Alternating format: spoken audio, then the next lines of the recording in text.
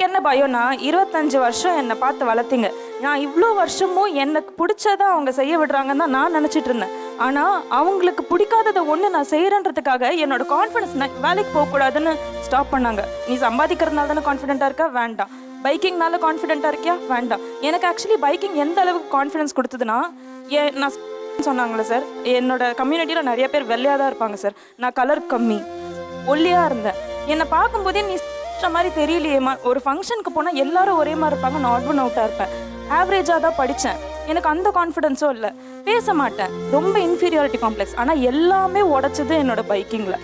அது கொடுத்த கான்ஃபிடென்ஸ்னால தான் இங்கே நான் உட்காந்து பேசுகிறேன். அது இல்லாமல் நான் இந்நேரம் எந்த நிலைமையில இருந்திருப்பேன்னு எனக்கு தெரியாது.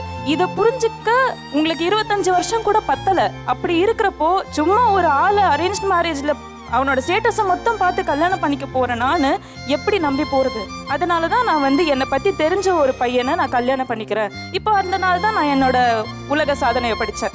ஐ am very proud of that. பெற்றவங்க மனசை உடைச்சிட்டு உலக சாதனை பண்ணி என்ன சார் சாதிக்க போகிறாங்க?